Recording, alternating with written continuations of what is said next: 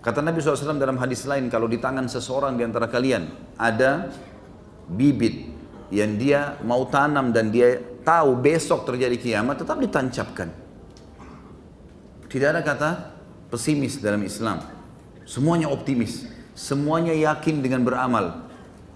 Tidak ada sesuatu yang ditebak-tebak, tapi sesuatu yang pasti. Rutinitas kita sudah jelas, mana yang wajib, mana yang sunnah, mana yang haram, mana yang makruh, mana yang mubah. Kita sudah tahu semuanya. Dari makanan, dari minuman, dari pergaulan, dari pendapatan, semua kita sudah diberitahukan dalam syariat. Maka orang muslim tidak butuh peramal. Untuk apa diramal teman-teman sekalian? Untuk apa datang kepada orang-orang yang menebak-debak, tidak jelas? Padahal kita sudah tahu. Masa lalu kita kalau salah, ada syariat menjelaskan, ini salah loh kau berbuat, zina, bohong, riba, dan seterusnya. Caranya, taubat, clear.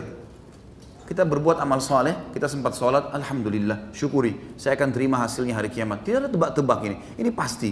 Allah tidak akan pungkiri janjinya. Sesuatu yang masa depan, lakukan yang terbaik. Sampai dikatakan dalam pepatah bahasa Arab, kalau hari ini lebih baik daripada kemarin, kau telah beruntung. Dan kalau seandainya hari besok lebih baik daripada hari ini, kau adalah orang yang paling sukses. Karena sesuatu yang kalah bagi seorang muslim. Semuanya jelas bagi dia. Tidak butuh nujum, tidak butuh terkan-terkan bintang. Bisa benar, bisa salah. Terlebih lagi memang mendatangi mereka, konsultasi dengan mereka, coba-coba bertanya pada mereka, hukumnya dosa besar. Kalau percaya, kafir, keluar dari agama Islam. Kita akan bacakan dalil-dalilnya. Imam Az-Zahabi rahimahullah mengangkat dalil pertama adalah surah Isra ayat 36. A'udzu billahi minasyaitonir rajim wa la taqfu ma laysa laka bihi ilm. Al-ayah, dan janganlah kamu mengikuti sesuatu yang kau tidak mempunyai ilmu tentangnya. Maksudnya kata ulama tafsir adalah selain ilmu syar'i. Enggak usah diikutin. Sudah tidak jelas, tebak-tebak nasib. Gitu kan. Dan subhanallah, pasti di belakang mereka penipuan. Enggak ada dukun yang tidak menipu, mustahil menipu. Menipu dengan suara, menipu dengan gerakan, menipu dengan pemandangan, menipu dengan segala macam. Allah sebutkan dalam Al-Quran itu. Penyihir Fir'aun dikatakan yukhayyalu min sihrihim annaha tas'a. Mereka selalu memperlihatkan sesuatu dengan sihir mereka seakan-akan itu bergerak. Memang begitu, seakan-akan itu nyata. Tapi semuanya dusta. Dan kita sudah dilarang dalam agama untuk mengikuti mereka. Di sini dilarang mengikuti semua ilmu yang keluar dari hukum syariat atau bertolak belakang dengan hukum syariat. Kalau urusan ilmu dunia, dan ilmu dunia itu bermanfaat, punya maslahat ketemu dengan hukum syariat, maka itu dibolehkan.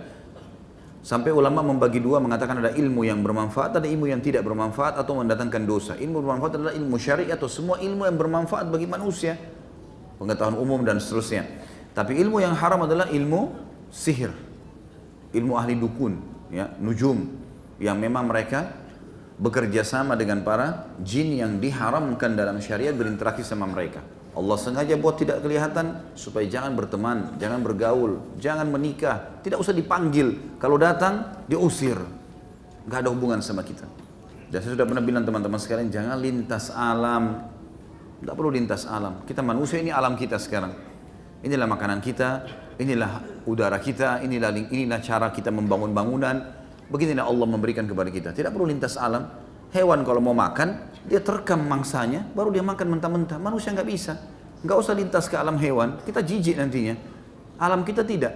Diberikan perasaan, diberikan ilmu oleh Allah, sehingga kita masak, kita berikan garam, kita berikan ini, kita berikan itu, supaya kita bisa rasa beda. Jin pun begitu, alamnya berbeda. Makanannya beda dengan makanan kita, dimensi waktu berbeda, postur tubuh berbeda. Untuk apa?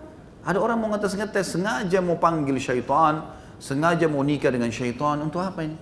Bukankah sering dibuatkan begitu di acara-acara media kita? Dibuatkan acara sengaja manggil syaitan. Sengaja direkayasa seperti syaitan itu ada, mengganggu. Nah, semua itu teman-teman sekalian. Makin dibuat itu makin jadi-jadi mereka. Sebagaimana Allah sebutkan dalam surah Jin yang pernah saya sebutkan, orang-orang Arab jahiliyah, mereka kalau safar, mereka selalu berkata pada saat sebelum Nabi SAW diutus, dan sebelum mengingatkan mereka karena wahyu belum turun, mereka selalu kalau tiba di sebuah lembah, mereka ngambil setengah bekalnya, pimpinan kafilah itu, lalu kemudian dia berkata pimpinan kafilah, hai penjaga lembah, ambillah setengah bekal kami, jangan ganggu kami. Padahal sebenarnya tidak ada apa-apa di lembah itu. Nggak ada apa-apa, akhi, kalau antum jalan sendiri, nggak ada apa-apa. nggak ada masalah. Coba antum duduk di situ, antum duduk tidur, nggak ada apa sama sekali. Syaitan cuma membisikkan saja, tidak lebih daripada itu, menakut-nakuti. Kalau kita berani dia tidak bisa buat apa-apa. Maka Allah mengatakan fazaduhum rahaqa, maka syaitan-syaitan itu makin mengerjain mereka. Kalau kita takut, maka dia akan jadi-jadi. Ini nanti mungkin di sana ada terdengar suara ya, oh nanti ada cangkul di belakang rumah saya ya, nanti ada suara bayi di atas atap saya ya, nanti apalah segala macam khurafat yang dia karang sendiri, syaitan tunggangi, makin jadi. Makin kita anggap dia lemah, maka makin lemah dia. Seperti itulah. Jadi harus difahami teman-teman sekalian, tidak boleh sama sekali kita masuk ke alam itu, tidak perlu lintas alam. Hiduplah sebagai manusia yang kita sudah lalui selama ini, umur antum 30, 40 tahun, 50 tahun, itulah kehidupan kita. Tinggal kita sesuai dengan syariat, mana halal, mana haram. Udah nggak usah lintas alam. Yang kedua adalah dalam surah Al-Hujurat. Surah Hujurat ini sebenarnya menjelaskan tentang masalah sangka. Semua ilmu nujum, ilmu ramalan, ilmu dukun, semuanya sangka. Semuanya prasangka. Mereka bertanya juga kepada kita, mereka juga berusaha mengatakan baik, serahkan kepada saya ini, serahkan kepada saya itu syaratnya, kemudian mereka suruh kembali nanti. Kenapa disuruh kembali? Mereka juga bersangka, cari tahu. Lalu untuk apa kita minta tolong sama mereka teman-teman sekalian? Allah mengatakan, di sini Imam Adz-Dzahabi maksudnya mau datangkan semua ilmu dukun, ilmu ramalan, penyamun, penyihir, semuanya sama, isinya prasangka. Dan Allah mengatakan inna ba'dadh-dhanni itsm. Prasangka-prasangka itu akan membawa pada perbuatan dosa. Dalam surah Jin ayat 26 sampai 27 Allah Subhanahu wa taala menjelaskan kepada kita bahwasanya tidak ada yang tahu gaib. Gaib sesuatu tidak dijangkau oleh mata manusia, enggak ada yang tahu itu. Jin pun tidak tahu. Kenapa kita harus minta pada mereka? Mereka juga tidak tahu itu sebenarnya. Mereka hanya berusaha mencuri informasi dari langit. Allah SWT menjelaskan dalam surah Jin, khusus bicara masalah golongan makhluk ini yang banyak menyesatkan manusia.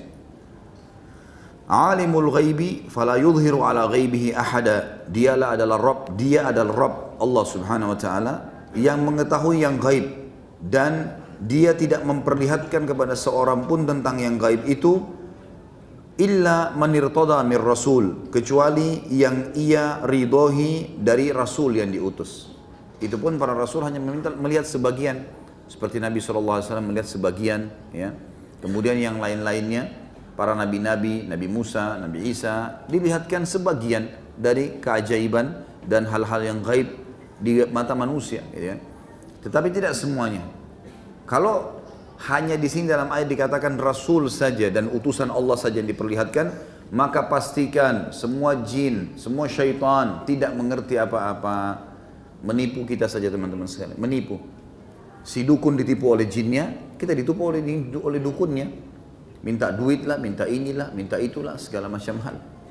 Ingin orang lain suka, saya sudah pernah sampaikan. Ada manusiawi kok. Tutur kata yang santun, tatapan mata yang syahdu, pengorbanan, memberi hadiah. Manusia suka. Untuk apa lintas alam pakai tenaganya jin, buat orang lain paksa supaya suka dengan kita? Nggak perlu. Tunjukkan kualitas kita sebagai manusia. Ingin naik jabatan, cari kualitas, pelajari ilmunya.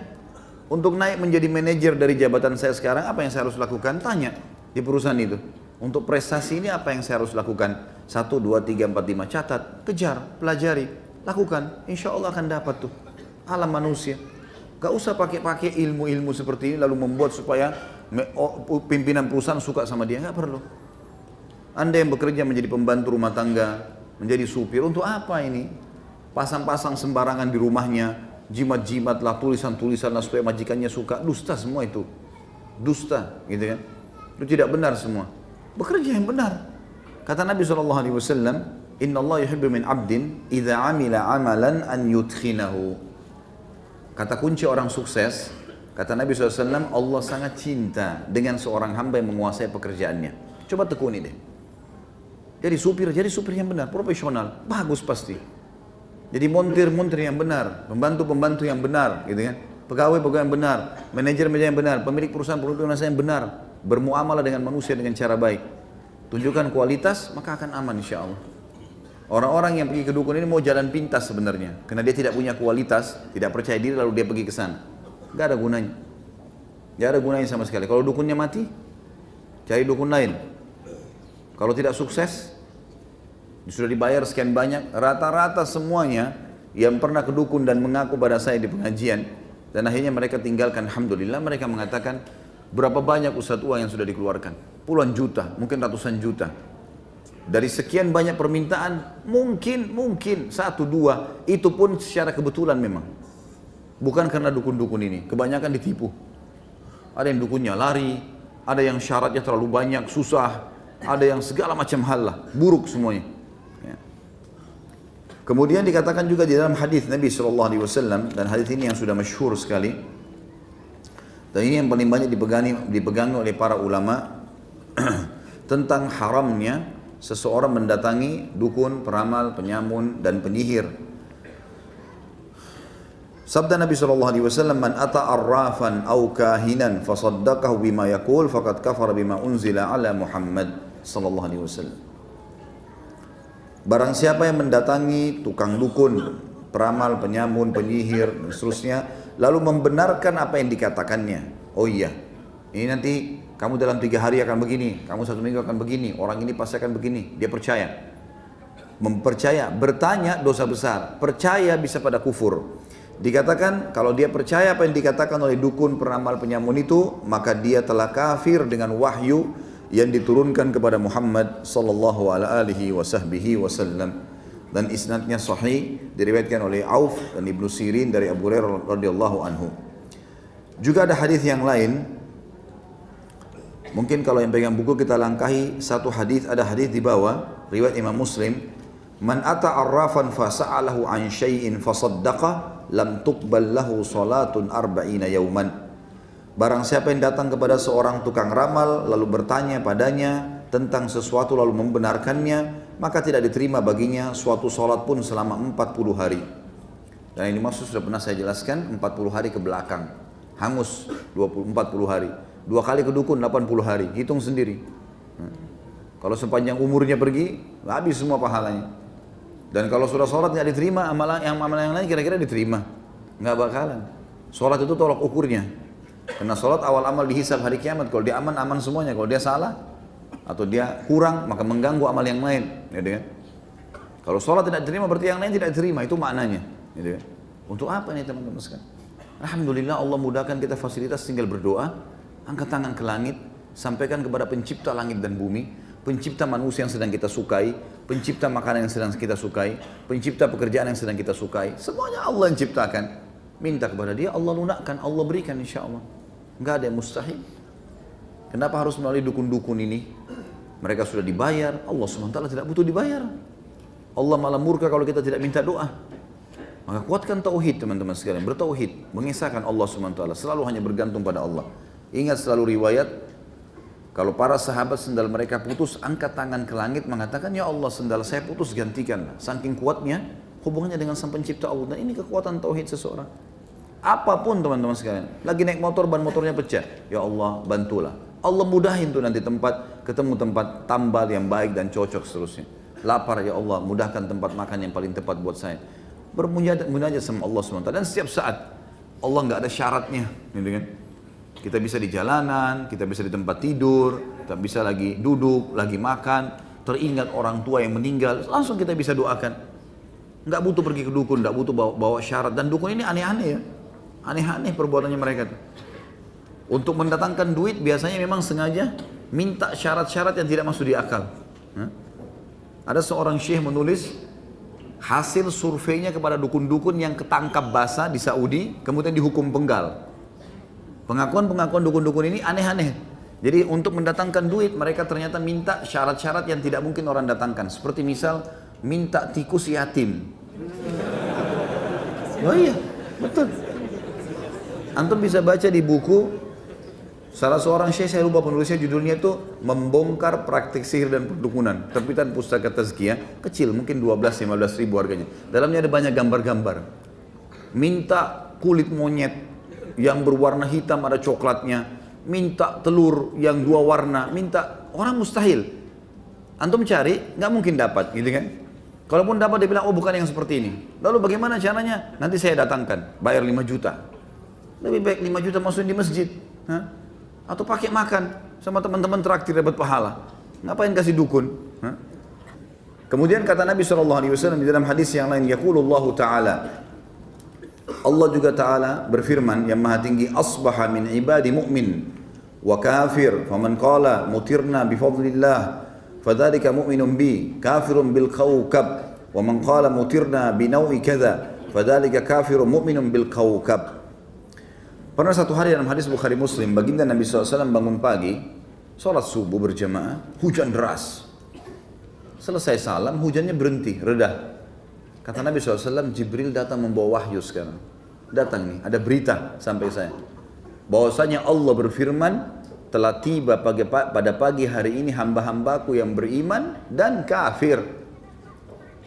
Siapa yang mengatakan kami mendapatkan hujan karena karunia dari Allah, ini hujan tadi malam turun deras nih, karena Allah yang turunkan, maka dia beriman kepadaku, kata Allah, dan dia kafir kepada bintang-bintang. Tapi siapa yang mengatakan kami hujan ini karena bintang seperti ini telah terbentuk tadi malam, karena bentuk bintang ini dan seterusnya, maka dia telah beriman kepada bintang dan kafir kepadaku. Bayangkan.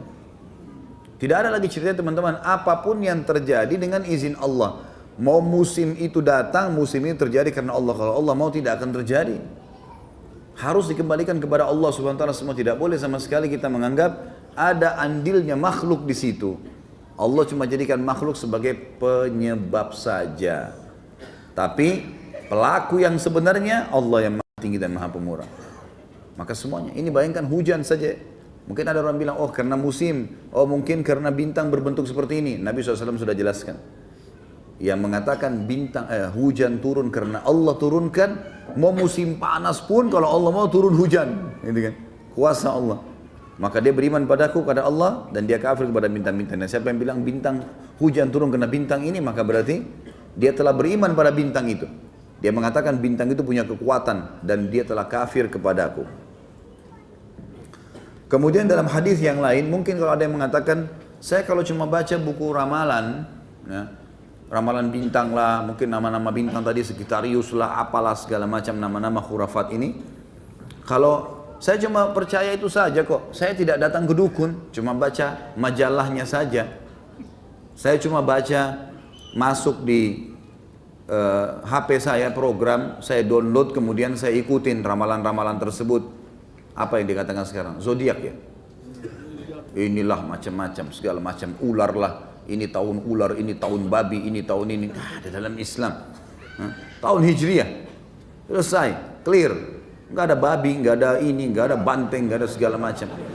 Khurafat semua. Apa kata Nabi SAW? Perhatikan hadis di sini ditutup oleh Imam Al-Dhahabi, hadis sahih.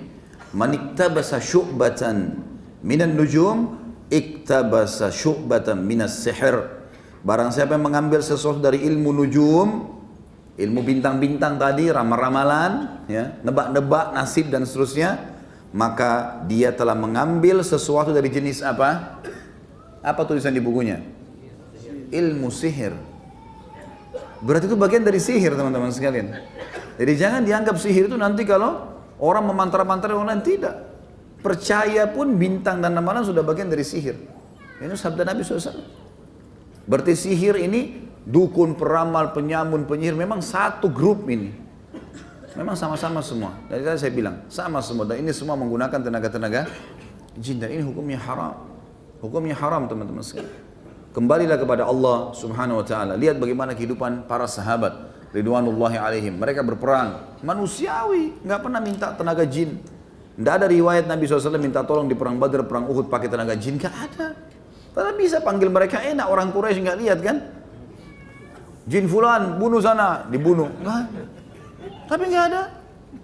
Nah, itu. Orang-orang kafir Quraisy juga banyak loh dukun. Tapi mereka tidak bisa pakai jin-jinnya untuk melawan muslimin di perang Badar dan Uhud. Kalau kita balik kasusnya, nggak pernah. Padahal di Mekah penuh, peramal-peramal pendukun banyak.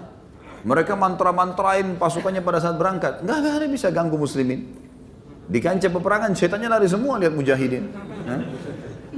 Begitu lihat mereka sudah ketakutan. Karena di pasukan muslimin ada juga malaikat, gitu kan. Kalau teman-teman antum yakin syaitan-syaitan itu, naudzubillah, mudah-mudahan tidak, bisa memberikan sesuatu. Bagaimana, sementara dia gaib, nggak kelihatan. Bagaimana dengan malaikat di sebelah kiri kanan kita? Bagaimana dengan Allah yang menciptakan semua itu? Jauh lebih mampu. Kenapa nggak minta kepada Sang Pencipta Allah Subhanahu Wa Taala secara langsung? Allahu